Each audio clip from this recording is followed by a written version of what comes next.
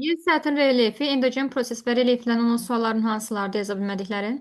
18. 18-ci sual. Demək, bizə deyir ki, Euler-Venn diaqramına əsasən uyğun bəndləri müəyyən edin. Ovalıqlar və yaylılar. Yazmısan, yoxlamısan ki, səhvdir, yoxsa yaza bilməmsən ümumiyyətlə? Yoxlamısan? Yazmamışam mən bunu. Bəs yoxlamısan yazdıqlarını? Bəli. Aha. Deməli, deyir ki, ovalıqlar və yaylalar. Bilirsən ki, ovalıqlar 0 metrdən neçə metrə qədər olurdu? 100. Metrə qədər. Ay sağ ol. Yaylalar isə 200 metrdən 500 metrə qədər olur. Deyir qranit qatına malikdir. Təbii ki, bunların hər ikisi qranit qatına malikdir, düzdür? Bəli. Demək, bu 3-ə gedəcək nə? 1. Bir. Baxırsan, buradakı 3-ə 1 olanlar, elə bu 2 dənə variant da var. Bunları nə edirsən? Qəşəcə silirsən. Daha sonra nə deyirsən? Çökmə suxur qatı nisbətən nazikdir. Sən bilirsən ki, çökmə suxur qatı daha çox ovalıqlarda çox olur, düzdür? Sənin Bəli. məlum idi.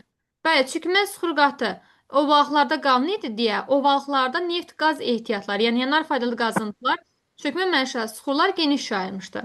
Nazikdir deyirsə söhbət demək nədən gedir? Yayladan gedir. Deməli, Yaylı. 2-yə gedəcək elə 2. Baxırsan ki, hər ikisində 2-yə 2 gedir. Sonra əsasən akkumulyasiya nəticəsində yaranmışdır. Sən bilirsən ki, düzənliklərimiz iki yerə bölünür. Akkumulyativ düzənliklər və denidasional düzənliklər. Akkumulyativ düzənliklərə bilirsən ki, çöktürülmə, toplanma nəticəsində yaranır. Və akkumulyativ düzənliklərə daha çox nələr aiddir? Ovalıqlar. Doğru. Denidasion düzənliklərdə bəli, yaylılar aiddir. Deməli, akkumulyasiya nəticəsində yaranır deyirsə, bu gedəcək 1-ə 3. Sıra azını eləyəcəksən, çıxacaqsan ki, 1-ə 3 gedim. Sonra üzüm mənşəli faydalı qazıntılar üstünü təşkil edir. Üzüm mənşəli faydalı qazıntı dedikdə sən bilirsən ki, sıra az. Burada söhbət çökmə suxurdan gedir. Çünki çökmə suxurlar qeyri-üzvü mənşəli olaraq bölünürdülər də, düzdür? Və üzüm mənşəli faydalı qazıntılar üstünü təşkil edir deyirsə, demək söhbət hansından gedəcək? Təbii ki, ovalıqlarda. Çünki çökmə suxur qatı orada daha çox qalındır axı. Bəli. 3, 4. Sonra filiz faydalı qazıntı yataqlarına rast gəlir, təbii ki, yaylalarda. Yaylalarda, denidasion düzənliklərdə filiz faydalı qazıntılar üstünlük təşkil edir. Demək, 2-yə gedəcək nə? 5. 2, 5. Oxşarada quru səthin əsas hamar relyef formasıdır hər ikisi. 1, 6 oxşar. Burada indi aydın olmayan nə idi sənə? Hansı hissəsini yaza bilmirdin? Məsələn, tapa bilmirdin ki, bu buna aiddir. Tökmə suxur qatı. Aha, bax onu qeyd elədin. Problem yox. Bəli. Ay, Yox. sağ ol. Keçək digər sualı bu da ver. 22 var. 22. Bəli. Aha, nə deyir bizə? Deyir, Orta Sibir, Dekan, Əhəqqər, Qiviyana coğrafi adlarını nə birləşdirir? Orta Sibir yaylası. Düzdür? Hı. Orta Sibir yaylası. Daha sonra Dekan yaylası. Əhəqqər yaylası. Qiviyana yaylası. Bilirsən ki, Dekan yaylası Hindistanda yerləşir. Orta Sibir yaylası Rusiyanın ərazisində yerləşir. Platformadır. Əhəqqər, Tibesti, Darfur. Bunlar da nə idi? Şahid dağlar idi, həmçində yaylalar idi. Bəli. Platformadadır. Qiviyana yaylası isə Cənubi Amerikada yerləşir. Deyir ki, bunlara oxşar nədir? Yaylalardır. Pilusdakı harda yerləşiblər? Şimal yarımkürəsində. Həqiqətən də şimal yarımkürəsində yerləşirlər. Məsələn, bax bu 0-cı xətt Greenwich ekvator xəttidir və yuxarı hissəmiz şimal, aşağı hissəmiz isə cənubdur. Və sən bilirsən ki, Qviyana yaylası bu hissədə yerləşir, şimala düşür. Əhəqqər bu hissəyə düşür, şimaldır. Dekan bu hissəyə düşür, şimaldır. Orta Sibir bu hissəyə düşür, şimaldır. Və doğru cavabımız 22-də A bəndi. Digər sualımı verə bilərsən, buyur. Yəni buradan nəyi düşünmüşdün, yaza bilməmişdin, onu da devir. B Gör. yazmış. B variantı. Bəli. Aha, ovalıq deyil axı. Orta Sibir yaylası, Dekan yaylası, Əhəqqər, Qviyana yaylası bunları bilməlisən. Bəli, düz yazmısan. Əgər bunlar ovalıq olsaydılar, neft qaz ehtiyatları zəngin olardı. Amma ovalıq deyil. Buyur. Ondan sonra 42 var. Aha, tamam. 42. Yaxşı eləyib yoxlamısan, vaxtımız getməyib boşuna. Aha, demək, deyir ki, 42-də okean dibinin relyef forması aydın xüsusiyyətləri seçin. Bax, burada görürsən ki, bu nədir? Yamaçdır da, meyilli burada nə olar? Çox olar. Hündür bir hissədir. Bəli. Burada görürsən ki, nədir bu? Çökəklikdir. Hı. Səri bax bir dənə. Bura nədir? Çökəklikdir. Mən də demişdim ki, çökəkliyin ikinci adı nədir? Nov. Hı. Bəli. Dünyada da ən dərin çökəklik Marian çökəkliyi. Marian novudur. Burada 4-ə gedəcək nə? Bax, burada nə var? Bu görə oxuyaq. Bax deyir ki, meyilliyin çox olduğu üçün çökmə suxur qatı nazikdir. Meyillik yadında saxla ki, hündür hissədə meyillik çox olur. Məsələn, bir görsənmi hündürdədir. Bəli. Hündürdəsə demək burada nədir? Meyillik çoxdur. Və sən də bilirsən ki, hündür ərazidə, məsələn, yayla nədir? Ən hündür yayla deyil. 2005 nə qədər demişdik? 2000-dən 5000 arası yüksəkliyi, 5000-dən də yüksək olan yayladır. Demək ki, Bəli. yaylalar yüksəkdirsə və yaylalarda da sən bilirsən ki, çökmə surqatı nazikdir. Yəni burada baxanda sən görürsən ki, bir yüksəkdəsə demək bunun çökmə surqatı nazikdir və meyillik çoxdur. 1-ə gedəcək 1. Konvergeç zonalarda ensiz dərin novlardır. Nov sözünü görən kimi sırası qaçdın 4. 4-ə.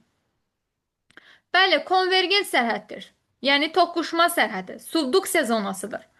Burada Bəli. nəyin toqquşmasına yaranmışdı Marian çökəkliyi? Deyəsən ki, Sakit Hı. Okeanla Filippinin Toqquz. toqquşması nəticəsində yaranmışdı. Bəli. 2-yə getdi 4. Okean dibinin əsas hissəsini tutur, səthi hamar düzənlikdir. Okean dibinin əsas hissəsini tutur deyir. Şahiddir. Bu deyəcəksən ki, bəli, 40 burada qeyd edəcəksən ki, bizim artıq demək olar ki, cavabımız çıxır. 1-ə 1, 2-yə 4, 3-ə də 2. Görsən ki, okean dibindədir də bu da. Dibinin əsas hissəsini tur, səthi hamar düzənlik. Bu nədir? Abissal düzənlik. Düzdür? Daha sonra burada mən sən demişdim ki, bu orta okean dağ silsiləsini bildirir. Sən də bilirsən ki, iki okean dağ silsiləsi arasında nə ki yerləşir? Rif dərələri. Yəni bu da divergent sərhəddə yaranır da. Deyir ki, okean yer qabına malik olan litosfer tavanı sərhədləri boyu yerləşir. Bu da deyəcəksən ki, müəllimə üçüncüdür. Rif dərəsidir. Aydın oldu. Yəni bunu Bəli. sistemaya əsasən, şəklə əsasən bəli, əsaslandıra bilərsən. Cavabımız 42-də D variantı. Burada sənə aid olmayan nə idi bəs? Nəyə qatışdırırdın burada? Hamısı mənim. İndi aydın oldu, problem yoxdur ki. Bəli. Aha, lap gözəl. Başqa, buyur. 45 var. 45-ə baxaq, tamam. Ayso, belə sualları demişdim ki, bizim işləmək tərzimiz var. Birinci nəyə baxırdıq? Oxşar cəhətə. Yəni C. Hı hı. Gəl görək bu C-yə nə aiddir belə? C nə Akkumulyativ. deyir? Deyir akkumulyativ mənşəldir. Yəni nədir bu? Ovalıqdır. Sən baxırsan, Kalahari səhrası ovalıqdır. Xeyr, bir getdi. Laplat ovalıqdır, bəli deyəcəksən. Orta Sibir ovalıqdır, xeyr deyəcəksən, müəllimə yayladır. Silin onu. Palan nədir? Ovalıqdır, qalır. Almaniya, Polşa ovalıq, Braziliya yayla. Yayla. Ay sağ ol. Demək sən hansı variantdan rəqəmdən getdin? 1, 3, 6. Düzdür? Bəli. İndi burada sırazı bu yazı qoymur. Tutub buranı. Hə. Bax bura gəlirsən, əgər sualını işləmək istəyirsənsə, rahat şəkildə cavabı tapasan da imtahandasan. Düyünürsən, sırazı. Aha, burada 6 var, çıxdım. Aha, burada 6 var, burada 3 var. Aha, burada baxırsan. Aa, cavabı tapdım. E variantı. Bəli, istəyirsən imtahanda qarşıma belə çıxdı, asant yazmaq istəyirsənsə, sən onun mütləq oxşar cəhətinə baxmalısan. Görürsən, heç vaxtın yetmədi. Bir dənə sualla sən çətin bir sualı həll elədin. Bu matematikanı öyrənməlisən. İstəyirsən, baxaq gəl təhlil eləyək sualı. Bəli. Aha, demək, baxaq nədir? Birinciyə A. 1-ə A nədir? A deyir, zəlzələ və müasir dağılma zonasında yerləşir. Nəsə sən bunları çıxdın da, bu oxşara görə Kalahari çıxdın, yayladır deyə, Orta Sibiri çıxdın, bütün Brazil. Braziliyanı çıxdın, ay sağ ol. Baxırsan ki, deyirsən ki, ay müəllim, zəlzələ müasir dalma zonasında yerləşir deyir. Baxırsan ki, Almaniya, Polşa yerləşmir, platformadır. La Plata platformadır. Amma Padan nədir? Geosignaldır. Nədə yerləşir? Alp Himalay geosignalı. Götürürsən, yazsan bura 4. Sonra buzlaq mənşəli relyef formaları geniş yayılıb deyir. Nəsə padan üstə gebdən xətt çəkək. Getdi axı. Hı. Deyəcəksən ki, müəllim Almaniya Polşadır. Niyə deyəcəm? Deyəsən ki, ay müəllim, 4-cü dövrə buzlaşması Şimali Amerikanın Avrasiya materikində baş verib. Və biz də demişdik ki, daha çox şimal hissədə və sən də bilirsən ki, Almaniya, Polşa ovalığı bax bu hissədə yerləşir. Bax burada. Şimala düşür də Bəli. buralarda. Bəli, deyəcəksən ki, müəllim, Almaniya, Polşa ovalığında, Şərqi Avropa düzənliyində buzlaq mənşələri, relyef formaları yayılıb. Düzdür. Bunu sırazı eləyəcəksən, 2-yə yazacaqsan, B-yə yazacaqsan 5-i. Bax, bu da belə getdi. İstəsən, yəni belə işləmək tərzin varsa, belə də işləyə bilərsən, suala əmin olmaq üçün. Sonra nə deyir? Akkumulyativ mənşəni tapdıq, oxşar cəhəti. İki işıqlanma qurşağında yerləşir Laplato ovalığı. Laplato ovalığı harda yerləşir desəm? Laplato. Hansı? Aha, Cənubi Amerikada yerləşir də, düzdür? Ay, sağ ol. Cənubi Amerikada yerləşir və deyir onun iki işıqlanma qurşağı kəsir. Yəni iki işıqlanma qurşağında yerləşir, kəsir deyəndə belə. Laplato ovalığının bax yerləşməsini sənə göstərim.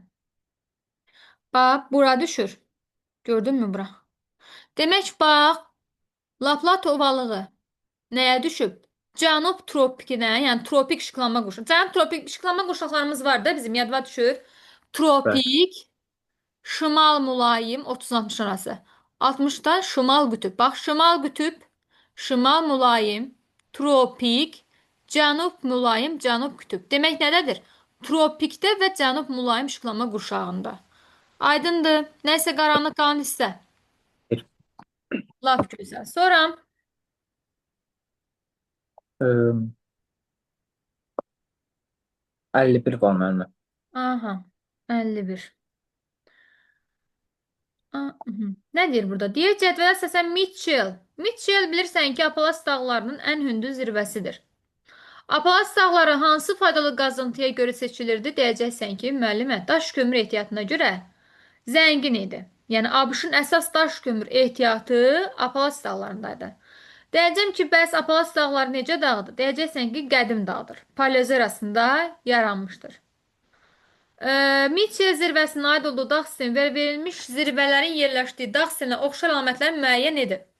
Demək ki, Apalaç dağları ilə bu dağların oxşar cəhətlərini tapmalısan. Belə sual çox düşür. Ona görə deyirəm ki, diqqətli ol. Ksioşka bilirsən ki, Avstraliyanın ən düz zirvəsidir. McKinley bilirsən ki, Şimali Amerikanın ən düz zirvəsidir. Qalxapigin haranın ən düz zirvəsidir? Deyəcəksən ki, Qalxapigin də Skandinaviyanın ən hündür zirvəsidir. Düzdür? Bəli. Aha. Demək, baxırıq. Deyir yerləşdiyi materikin ən hündür nöqtəsidir. Bəli, Kustyoşka yerləşdiyi materikin ən hündür nöqtəsidir. Amma Apalas dağları axı ən hündür nöqtəsi deyil. Apalas dağları deyil axı. Şimali Amerikanın ən hündür zirvəsi McKinley'dir. Danelindir. Demək bir nədir?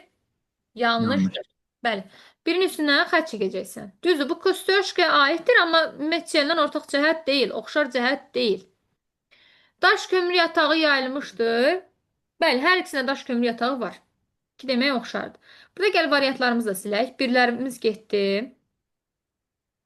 İki Şeydir. doğrudur. Bəli, materikin şərqində yerləşir. Həqiqətən də bax, Apalaç dağları da görsənmi? Və burada Kustyoşkada böyük sarıcı dağlar. Kustyoşka dağı da görsənmi? Hər ikisi şərqdədirmi? Deyəcəksən ki, Bəli. bəli, müəllimə, hər ikisi şərqdədir. McKinley də bilirsən ki, bu hissədə yerləşir. Şimali Amerikanın zirvəsində deyil, zəlzələ və müasir davamə gəlmə zonası yerləşir. Bu McKinley-yə aiddir. Apalaç dağlarına aid deyil ki, xeyr. Niyə? Çünki Apalaç dağları qədim dağdır. Demək nədir? 4 yanlışdır. Fəaliyyətdə olan vulkan rast gəl. Yenə deyirəm. Apalaç dağlarında fəaliyyətdə olan vulkan yoxdur. Demək nədir? Yanlışdır, oxşar əlamət deyil. Şimali Amerika materikində yerləşir. Bəli, bu hər ikisi üçün oxşar cəhətdir. Sonra gəldi Qalxapıgin, Skandinaviyanın ən hündür zirvəsidir. Deyir geosinkronun 4-cü mərhələsidir. Bəli, hər ikisi qədim dağdırmı? Bəli. Aha, nə olacaq? Elə 4-cü mərhələsi olacaq da geosinkronun. Mütləq hündürlüyü 3000 metrdən azdır deyir. Doğrudur da. İkisinə də aid. Bəli. Aha. Eyni adlı yarımada boyunca uzanır. Bu yanlışdır. Skandinaviya düzdür. Skandinaviya yarımadasında yerləşir, amma ki bu yanlış bir ifadədir də. Aydındır. Bəli. Demək, burada doğru cavabımız olacaq D variantı. Digər sualın. 53 var müəllimə. Şev sonası ilə abissal düzənliyin ümumi əlamətləri nədir? Şev sonası, məsələn, deyir düzənlik relyefə malikdir. Düzənlik relyefə malikdir. Hər ikisi düzənlik relyefdə, düzdür? Bəli. Hı. Bazalt qatına malikdir. Təbii ki, hər ikisində. Yer qabığının hər yanında bazalt da var, çökmə də var. Bazalt qatına malikdir, bəli. Deyəcəksən ki, müəllimə, düzdür. Qranit qatına malikdir. Hər Şef ikisi sonrası nə idi? sonrası Aha, ikinci adları vardı. Məsələn, apsal düzənliyin də ikinci adı vardı. Şef sonrasının da ikinci adı vardı. Nə idi bunların ikinci adları? şey sonrası materik dayazlığı idi da. Aha, materik dayazlığı bu apsal düzənlikdə okean yatağı idi. Düzdürmü? Bəli. Ay sağ ol. Okean şef sonrası, yəni materik yamacı. Materik sözü varsa, orada qranit qatı var. Amma okean sözü varsa demək yoxdur. Bəli, bu oxşar cəhət olmaz. Okean yatağında qranit qatı yoxdur.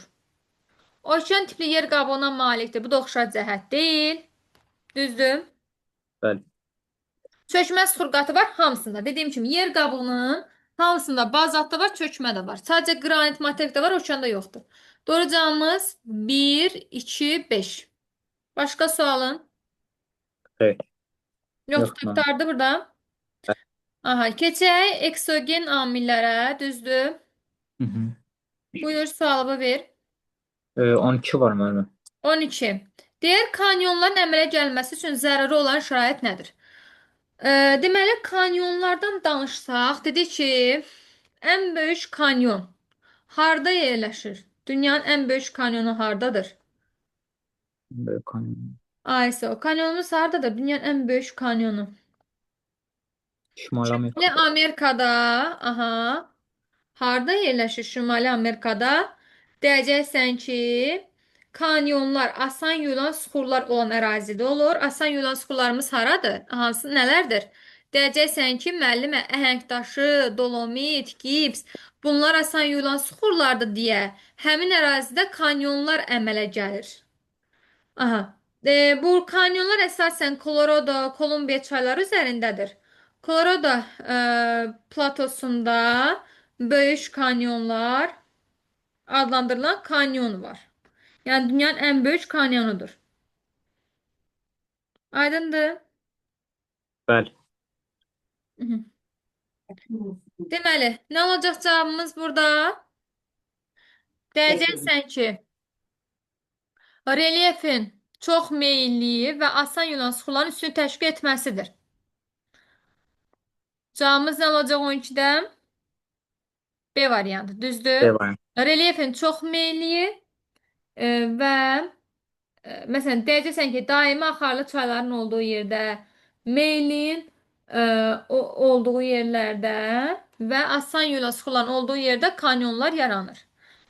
Böyük kanyon da Colorado platosunun üzərində yerləşir. Doğrucamız B variantı. Başqa sualın? 26 var. 26-ya baxaq, yaxşı. Yarğanlara aid olan əlamətlərin müəyyən rütubətli iqlim şəraitində formalaşır. Yarğanlar bilirsən ki, quraq iqlimdə formalaşır, düzdür? Yarğanlar və deyəcəksən ki, yağış və qar sularının suxurları yuması nəticəsində yaranan quru dərələrdir, düzdür? Yarğanın ilk mərhələsi şırım, yarğan, daha sonra isə qobu olur, düzdürmü? Deməli, rütubətli iqlim dedikdə, yəni yağıntılı iqlimdir. Yağıntılı iqlimdə nə etməz? Olmaz. Arid iqlimdə olar. Müvəqqəti axarların dağcı fəaliyyəti nəticəsində yaranmışdır. Yəni demək istəyir ki, dağıdıcı relyef formasıdır. Aydındır fikrim sənə. Yaradıcı deyil, dağıdıcıdır. Səncə bu ifadə doğrudurmu? Deyəcəksən ki, Xeyr. bəli, mənim dağıdıcıdır da, yaradıcı bir relyef Ha, forması deyil axı. Aha. nə yarar? Bəli, müvəqqəti axarların dağıdıcı fəaliyyət nəticəsində yaranmışdır. 2 doğrudur. Daimi axarların yaradıcı fəaliyyət nəticəsində yarğan nə yaradıcı olsun? Yarğan quru bir dərədir də. Hı. Demək 3 yanlışdır, yaradıcı deyil. Və görsəm müvəqqəti axardır. Yağışdır, qardır, bunlar müvəqqətidir. Dağın yamaçlarında daha sürətlə inkişaf edirlər, düzdür? Daha çox meyilli ərazilərdə olurlar. Endogen mənşə relyef formasıdır. Endogen daxili deməkdir. Axı yarğan daxili qüvvənin təsiri nəticəsində yaranmır axı. Eksogen qüvvə olacaq. Bəli. İnkişafın son mərhələsində qobiyə çevrilir. Düzdür. Yarğanlar, şırımlar yarğanlara, yarğanlar da qobiyə çevirir. 2, 4, 6. Başqa?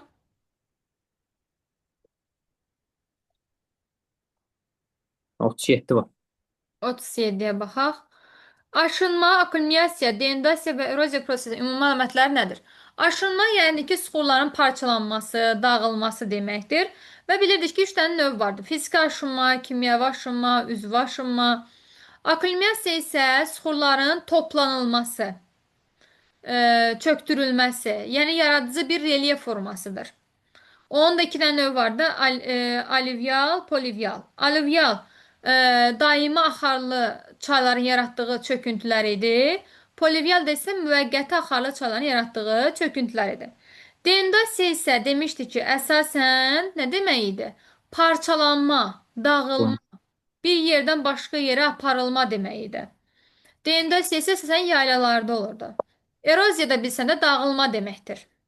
Bax, bunların hamısı nədir? Xarici qüvvənin təsiri ilə yaranır.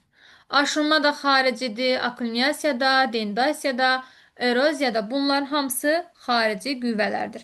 Cavabımız olacaq B variantı. Daha sonra